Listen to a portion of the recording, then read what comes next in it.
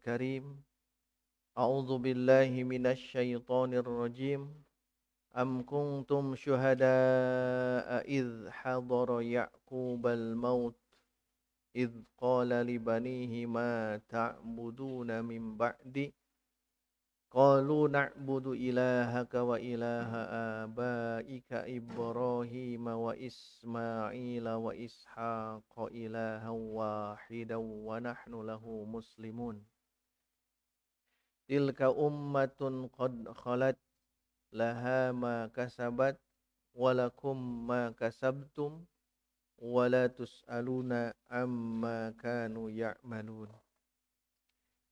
Hadirin ikhwatu iman, kajian tafsir Ibnu Katsir di subuh kali ini kita akan membahas di penghujung juz 1 yaitu ayat 133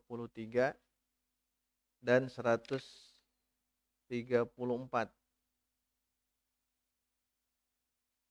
Yang ini ada terkait dengan ayat sebelumnya, yaitu tentang wasiat Ibrahim, kemudian wasiat Yakub. Kemarin dijelaskan apakah Nabi Yakub pun wawassobiha, mewasiatkan, ataukah hanya Ibrahim. Nah, dijawab di ayat berikutnya. Kemarin ayat 132, sekarang ayat 133. Ini menegaskan bahwa Nabi Yakub pun beliau memberikan wasiat saat hadir kematian. Nah, hari ini kita akan coba membacakan tafsirnya di ayat 133, 134. Silakan baca terjemah. Qala Allah Ta'ala A'udzu billahi minasyaitonir rajim. Am kuntum syuhada'a idh hadara Ya'qubal mautu idh qala li banihi ma ta'buduna min ba'di قالوا نعبد إلهك وإله آبائك إبراهيم وإسماعيل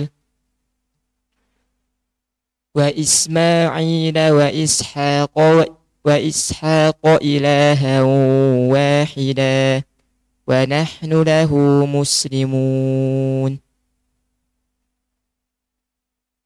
Satu ayat lagi.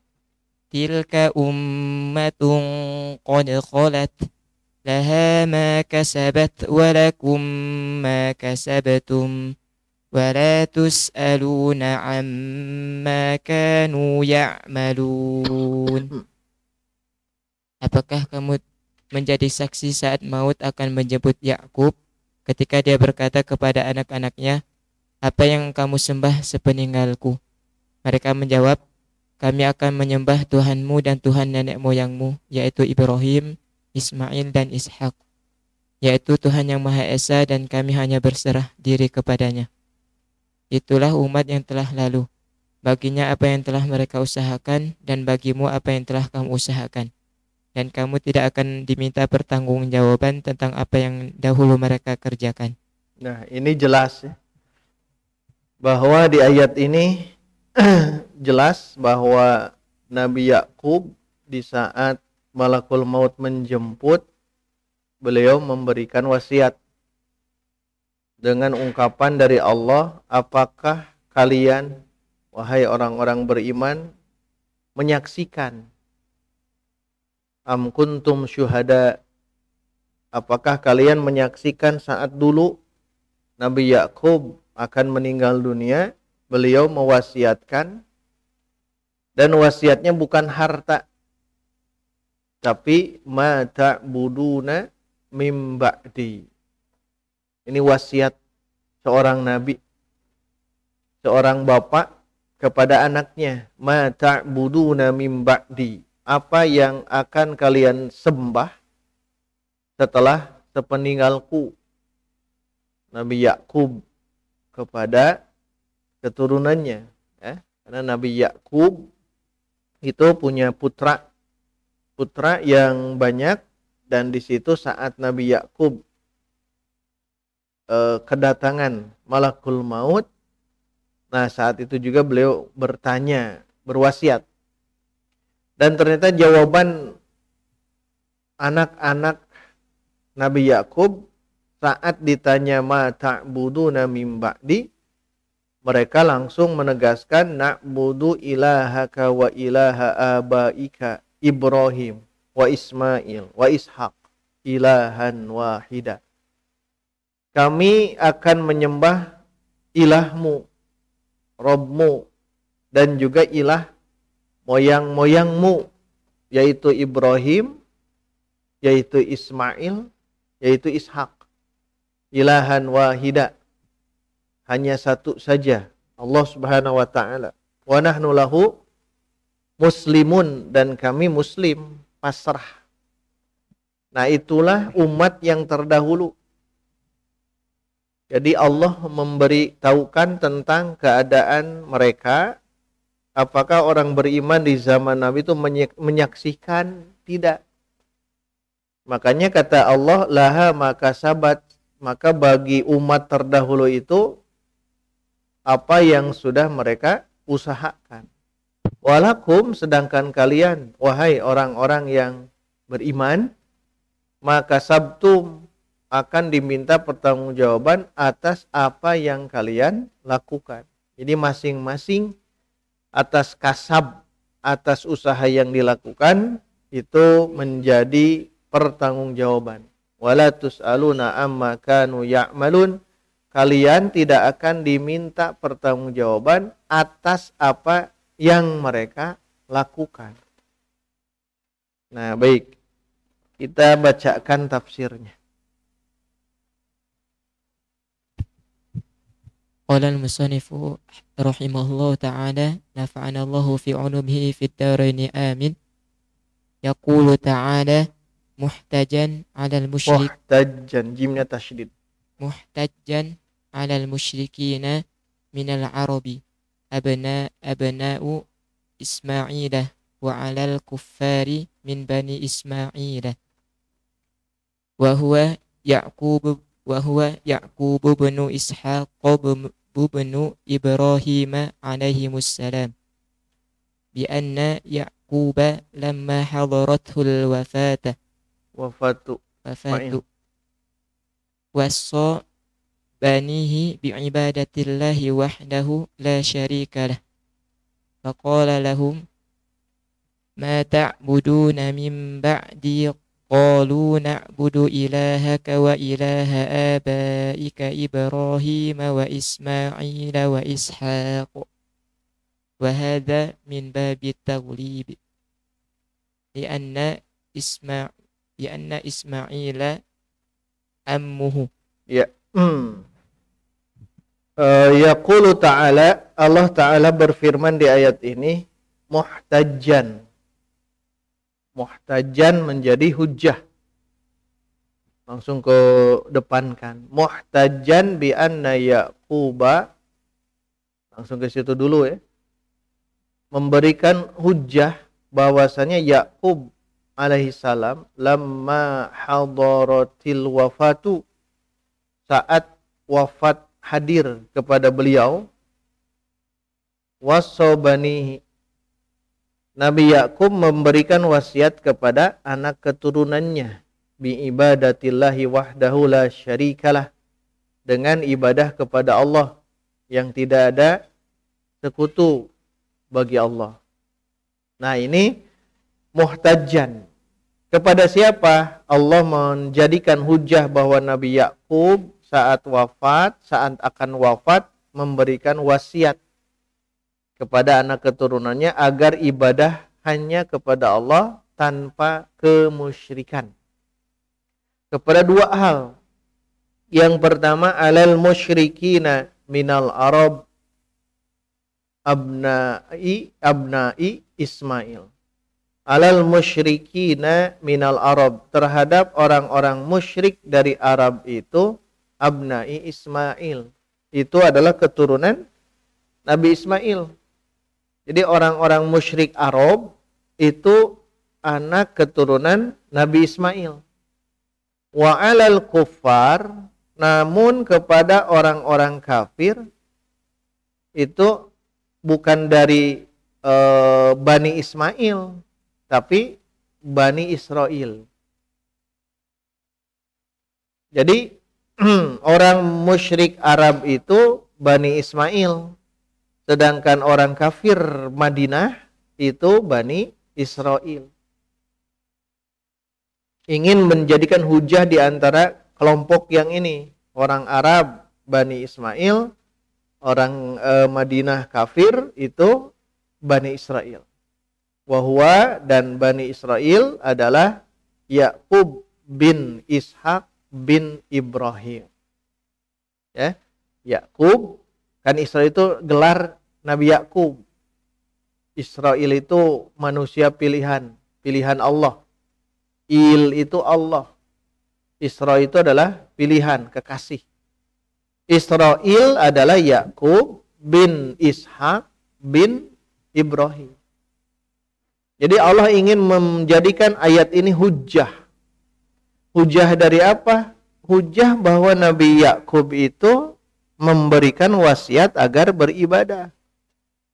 Maka Allah berfirman kepada mereka, maka Nabi Yakub bertanya kepada mereka, ma ta'buduna mim ba'di, apa yang akan kalian sembah setelah aku? Qalu, maka Bani Israel menjawab, na'budu ilahaka wa ilaha abaika Ibrahim wa Ismail wa Ishak. Yang perlu digarisbawahi Ismail.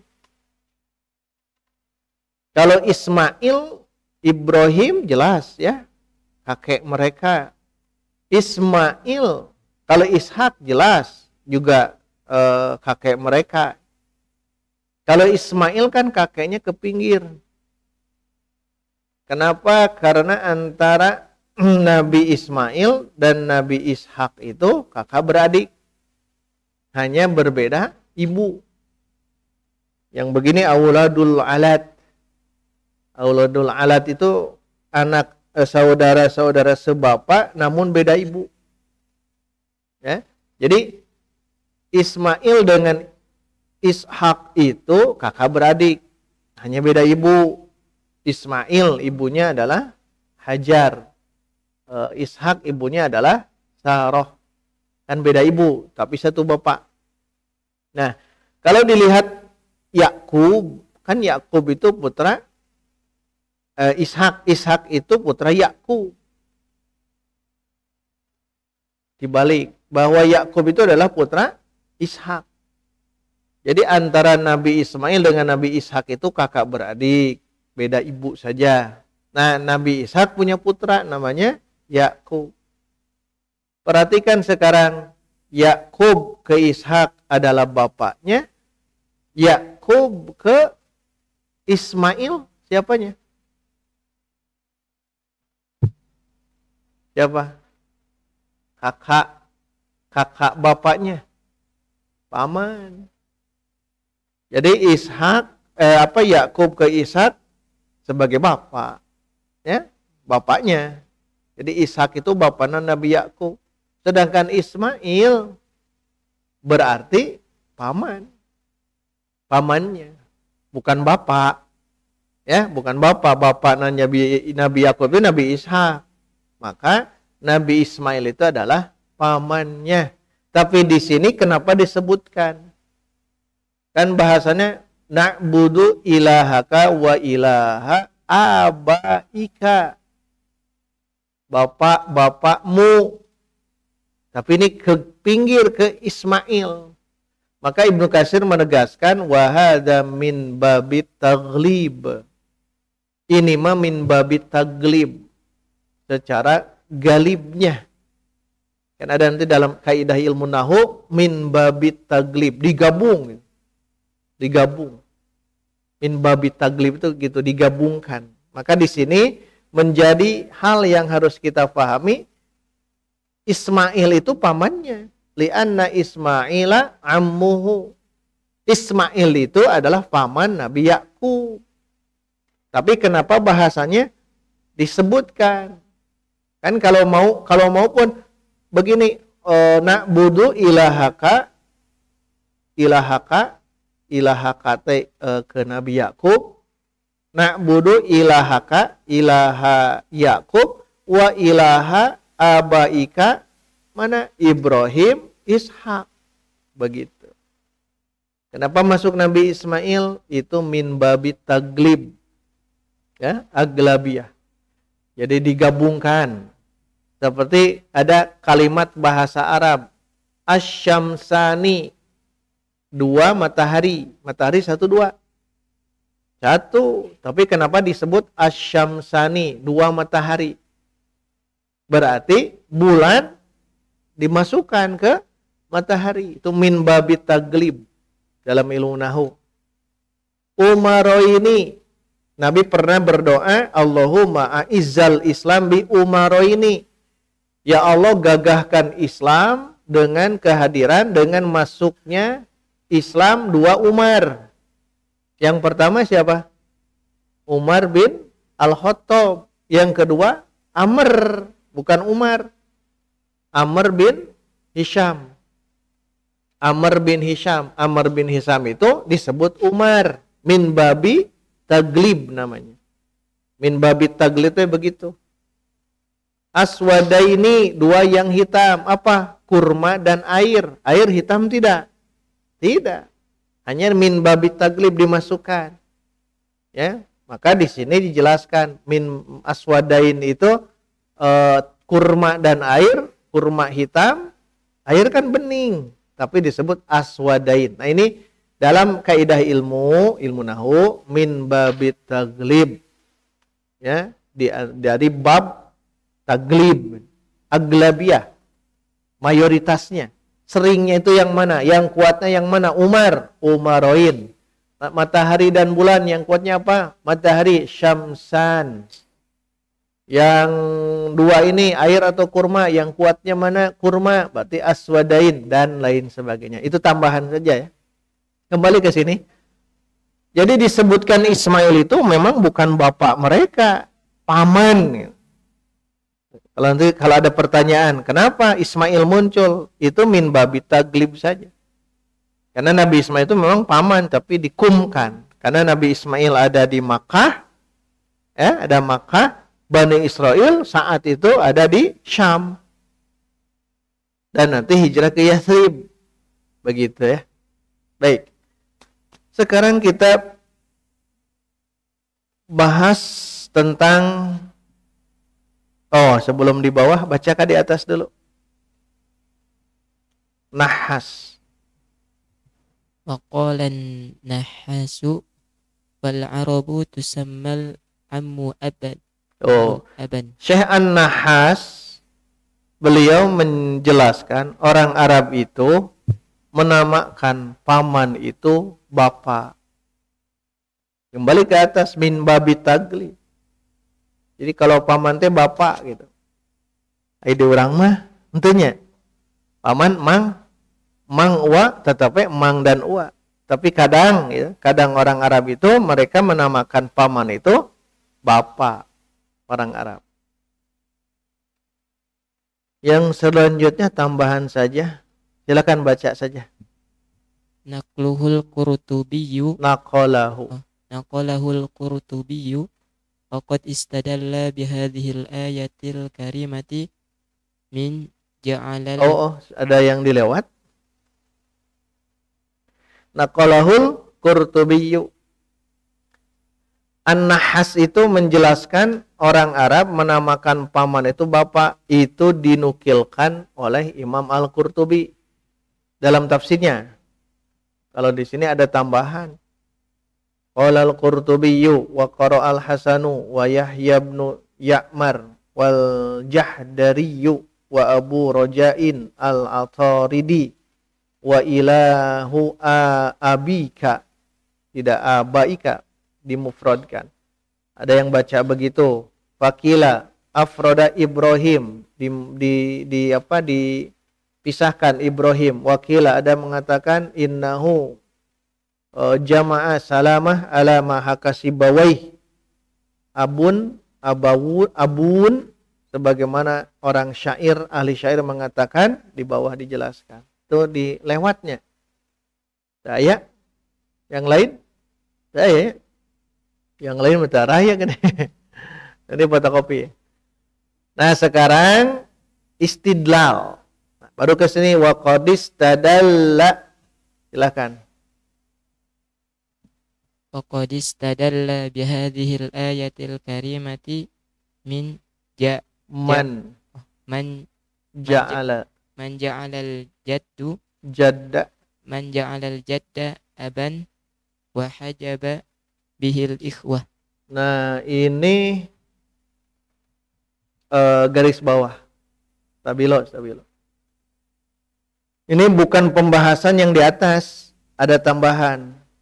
Wa qad istadalla bihadhil ayati dan sungguh istidlal menjadikan dalil bihadhil ayati dengan ayat ini man ja'alal jadda ulama ada yang menjadikan jad kakek aban posisinya seperti bapak dalam hal waris yang ini. Jadi Imam Ibnu Katsir ingin menjelaskan sedikit tentang setelah jelaskan tadi antara bapak, paman dan sebagainya, ada yang menjelaskan ini ayat kakek itu selevel dengan bapak. Posisi kakek jad itu selevel dengan bapak. Ini berarti apa? Dalam bab waris ya. Dalam bab waris. Jadi si bapak itu, si kakek itu posisinya sama dengan bapak. Kalau bapaknya tidak ada ya, sudah meninggal. Kan nanti ada usul, ada furu, ada hawashi dalam ilmu faraid. Nah, dalam ilmu faraid itu nanti lihat kalau mengambil ini, pendapat yang ini berarti kalau level kakek itu diposisikan sama seperti bapak, otomatis berarti si kakek ini bisa menghijab hawashi, seluruh hawashi. Nah, ini kalau ingin menjadikan ini wa hujiba bihi atau wa hajaba bihil ikhwah. Hujiba saja. Wa hujiba al ikhwatu bihi. Saudara-saudara itu akan terhijab bihi dengan kehadiran kakek. Kalau mau melevelkan atau menjadikan kakek itu selevel dengan bapak. Jadi kalau seorang wafat meninggalkan kakek, tentunya kakek dari bapak ya. Kalau kakek dari ibu bukan ahli waris. Kakek dan saudara-saudara sekandung, sebapak, seibu banyak di situ. Nah, kalau ingin masuk ke pendapat ini, maka posisi kakek itu dia memposisikan diri sebagai posisi bapak. Itu kalau yang ini. Nah, karena posisi bapak, maka bapak ini menghijab seluruh ikhwah. Itu pendapat pertama. Silahkan nanti dicari mana yang tepat ya. Apakah al-jad itu yahjubu al-ikhwah atau al-jad justru ma'al ikhwah. Kalau yang sering digunakan itu adalah yang nomor 2. Nanti di bawah ada. Baik. Siapa yang berpendapat ini? Ya, yang berpendapat tentang hal ini. Karena ini penting juga. Belajar ilmu faraid itu penting. Karena ini bagian daripada Al-Quran. An-Nisa itu. Ayat 11, ayat 12, terakhir ayat 176. Yang ayat terakhir itu. Hanya 3 ayat disimpan. Makanya sederhana belajar ilmu faraid itu. Tinggal kita pahami dari pemetaan saja. bagannya itu bagaimana.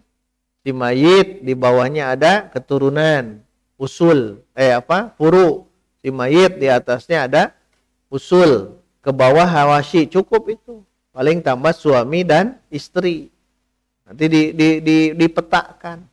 Termasuk kalau memposisikan kakek sebagai bapak, ya otomatis menghijab seluruh hawashi. Hawashi itu saudara-saudara, pinggiran-pinggiran.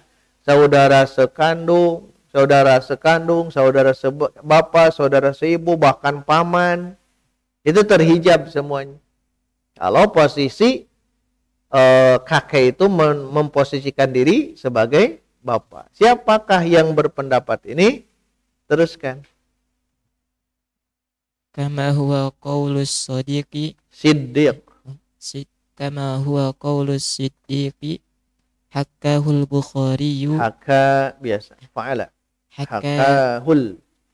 Hakahul Bukhariyu anhu min tariqi bani Abbasin wa bani Zubairi. Thumma qala al-Bukhariyu wa lam yakhtalif alaihi. Wa ilahi dhahabat Aisyatu ummul mu'minina. Wa bihi yaqulul Hasanul Basriyu wa Tawusun wa Ata'un. Wa huwa madhabun Abi Hanifah. Yang ditanwin. Madhabu. Wa huwa madhabu Abi Hanifah. Wa ghairu wahidin minas salafi. Min ulama. Ada ulama? Oh langsung. Minas salafi. Minas salafi wal khalfi. Nah, khalaf. Bacanya khalaf. Jangan khalfi. Jauh beda. Jauh arti. Kalau khalaf generasi terbaik. Kalau khalfun generasi terburuk. Khalaf bacanya. Salaf, khalaf. Ternyata ini hadirin yang jadi pendapat lumayan banyak ya. Si kakek punya posisi bapak, berarti menghijab saudara. Ini adalah pendapat As-Siddiq, Abu Bakar. Abu Bakar berpendapat ini diceritakan oleh Al-Bukhari dari jalur Ibnu Abbas, Ibnu Az-Zubair.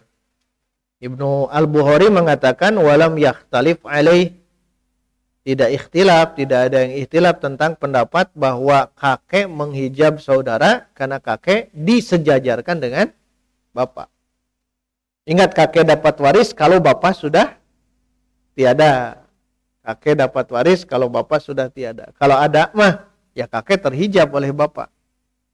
Ini kasusnya kalau bapak sudah tiada. Termasuk bukan Abu Bakar As-Siddiq, sahabat Aisyah juga bermazhab ini. Tahu kan? Abu Bakar, Aisyah. Di kalangan tabi'in siapa? Al-Hasan Al-Basri. Jadi dari kelompok sahabat di sini dua, Abu Bakar As-Siddiq dan Aisyah, pendapat bahwa kakek menghijab ikhwah. Di golongan tabi'in tiga di sini ya. Al-Hasan Al-Basri, Imam Tawus dan Imam Atha. Itu tabi'in.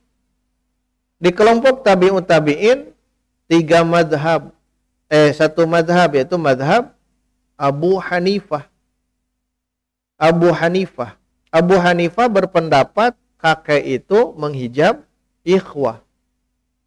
Dan lain sebagainya di antara ulama salaf terdahulu, ulama khalaf kemudian. Nah, itu pendapat pertama, cirian. Itu teh satu. Kalau di mazhab Abu Hanifah memandang kakek menghijab ikhwah. Kalau di golongan sahabat Abu Bakar As-Siddiq dan Aisyah. Sekarang sisa mazhab yang tiga. Ya, bagaimana pendapat mereka? Kalau Abu Hanifah, Imam Abu Hanifah di Irak, beliau berpendapat menghijab pokoknya. Si kakek akan menghijab, akan menghalang bagian saudara-saudara. Kalau pendapat ini aman. Amannya apa? Tidak harus menghitung menghitung antara kakek dengan saudara. Kalau lumayan ribet pembahasan hitungan waris itu di sini. Hisab waris itu di sininya. Kalaulah kakek tidak menghijab saudara. Kalau menghijab saudara itu mudah. Udah, berarti seluruhnya mahjub. Kakek dapat bagian. Dan bagian kakek itu sama dengan bagian bapak. Bagian bapak. Jika bagian bapak berapa kemungkinan? Yang pernah belajar cerdas waris. 3 ya. 1 dapat 1/6. 2 dapat asobah. 3 dapat gabungkan 1/6 plus asobah. 3 kemungkinan bapak. Ya, dapat 1/6 kalau apa? Kalau si mayit meninggalkan anak laki-laki. Jadi kalau si mayit nih wafat meninggalkan anak laki-laki, oh berarti bapak itu 1/6. Bagaimana kalau si mayit meninggalkan anak perempuan? Nah, kalau meninggalkan anak perempuan, si bapak ada double. Ya dapat 1/6, ya dapat asobah. Kalau nanti meninggalkannya anak perempuan. Si mayit maksudnya. Terakhir, kalau si mayit tidak meninggalkan keturunan. Bisa karena tidak punya keturunan, atau keturunan sudah meninggal duluan, otomatis si bapak langsung dapat asobah. Sisa itu. Kalau 1/6 plus sisa itu kalau si furuknya anaknya itu perempuan, ya. Nah, itu cara menghitung gampangnya begitu. Jadi 3 keadaan bapak. Oh, berarti kakek juga sama nanti. Posisi bapak diganti oleh kakek. Nah, kalau pendapat yang ini. Tapi yang masyhur di kita pendapat kedua yang ini. Istamir.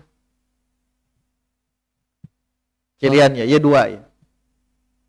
Wa qala Malikun wa Syafi'iyyu wa Ahmadu fil masyhuri anhu annahu yuqasimul ikhwah. Nah, stabilwan annahu yuqasimul ikhwata. Bahwasanya kakek itu muqasamah, saling berbagi dengan ikhwah. Pendapat mana? 3 ulama, Imam Malik, Imam Asy-Syafi'i, dan Imam Ahmad bin Hambal. Jadi kalau dari segi madhab, 3 ini sepakat muqasamah, al-jad ma'al ikhwah. Tapi kalau Abu Hanifah mengambilnya, udah menghijab posisi seperti bapak. Terlepas nanti ya sikap kita di mana gitu. Kalau di mazhab Maliki, mazhab Syafi'i, mazhab Hambali itu kemungkinan besar muqasamah. Berarti berlaku hitung menghitung itu. Tapi kata kuncinya begini. Mau bagaimanapun caranya, yang penting kakek diuntungkan. Ada hitungannya. Antara kakek dengan saudara, pokoknya mah kakek harus lebih untung. Mau bagaimanapun caranya, ya ada banyak caranya, diuntungkan kakek. Teruskan. Wa hukiya dzalika an Umar wa Utsman wa Ali wa Ibnu Mas'ud wa Zaid bin Thabit wa jama'atun minas salafi wal khulafi. Oh, gening banyak ya. Umar, Utsman, Ali, Ibnu Mas'ud, Zaid bin Thabit, Al-Faradi beliau, sahabat ahli faraid, berpendapat muqasamah, saling berbagi. Kalau yang tadi 2, As-Siddiq dengan Aisyah. Ini lebih banyak. Umar, Utsman, Ali itu kan. Umar, Utsman, Ali muqasamah. Ibnu Mas'ud ahli Quran. Zaid bin Thabit Al-Faradi langsung ahli faraid. Nah, yang kuat di Zaid bin Thabit nanti. dan sekelompok ulama salaf dan ulama khalaf. Namun, nah ada tambahan. Ini bagus. Terus Wakhtaruhu sahiban abi sahiba musanna.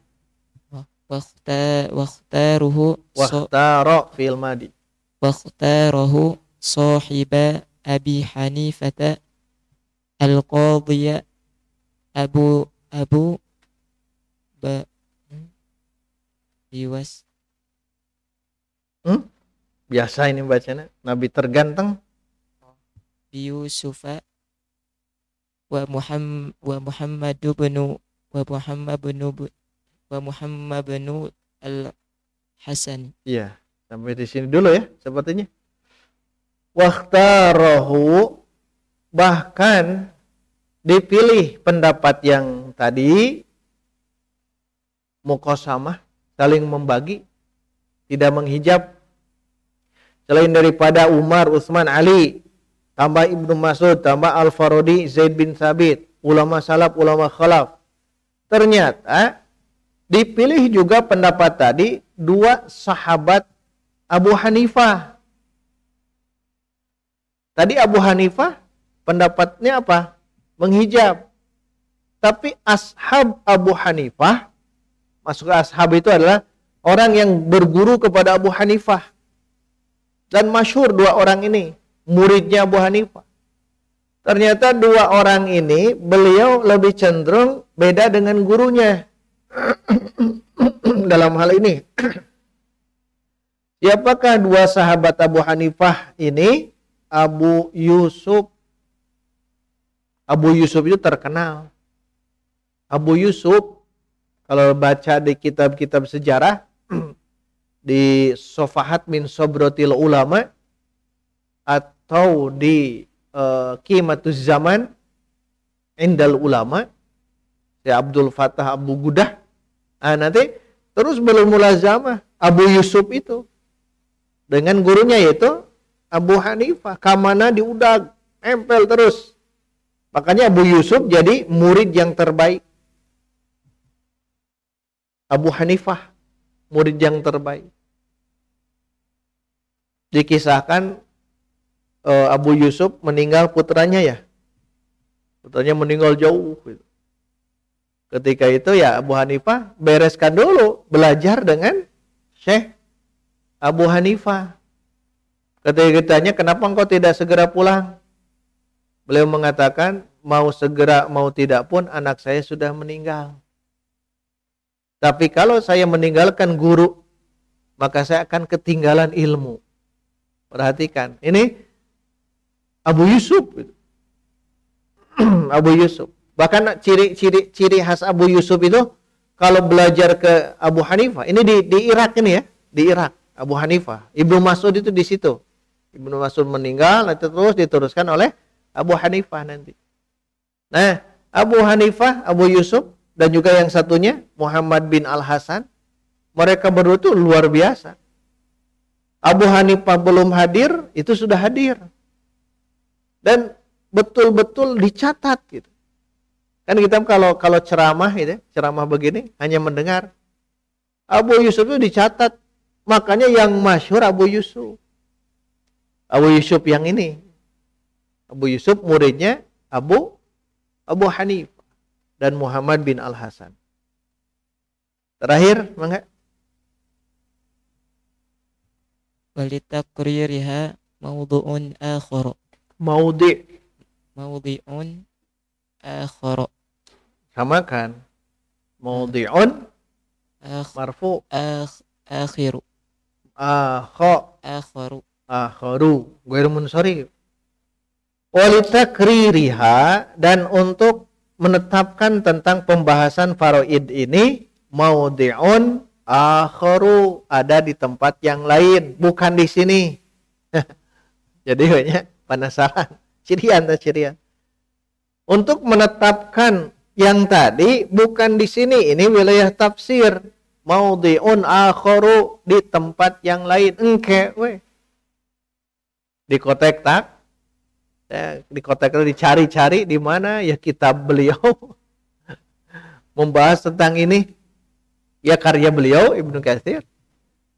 Taacan kapendak, neste kapendak, taacan apakah sudah ada atau bentuk manuskrip, makhtutot, manuskrip belum jadi kitab, masih catatan zaman dulu, wallahu a'lam. Karena gaya beliau biasanya ketika menafsirkan Quran kadang-kadang begitu. Di ayat siam saja, kutiba alaikumus siam, beliau menjelaskan yang begini sudah dibahas dalam kitab karya kami, yaitu Fiqhus Siam. Cari fikih siam, tidak ada. Gitu. Belum ketemu. Ini juga kemungkinan besar ada di tempat yang lain. Ada di kitab karya beliau yang lain. Begitulah imam-imam terdahulu. Imam Ibnu Katsir berarti beliau kemungkinan besar menulis ilmu faraid. Cuman belum ketemu di mana. Kalau masyhur kan Al-Bidayah wan Nihayah, itu kan tentang sejarah dari awal sampai akhir, itu masyhur ada di perpustakaan. Atau nanti tentang kemukjizatan Nabi khusus kitabnya ada. Atau tentang fikih dari Toharoh sampai azan, itu 3 jilid karya penerbit Darun Nawadir dan lain sebagainya. Kalau yang ini belum ditemukan tentang ilmu faraid atau ilmu mawaris. Tadi ini waktu iman cukup dulu ya. Sampai di sini. Adapun yang di bawah nanti terserah apakah mau dibaca lagi atau masuk ke ayat yang baru. Mangga ikhwan akhwat, ibu bapak badai mana ya? Badai lewat saja dianggap beres atau mau tetap diteruskan? Karena unik, menarik gitu tafsir ini. Insya Allah kita bertemu di pertemuan Sabtu depan. Beri tanda ya, beri tanda. Kita akan masuk ke penggalan ayat ilaha wahida. Alhamdulillahirabbil alamin. Aqulu qouli hadza wa astaghfirullah li wa lakum. Wassalamu alaikum warahmatullahi wabarakatuh.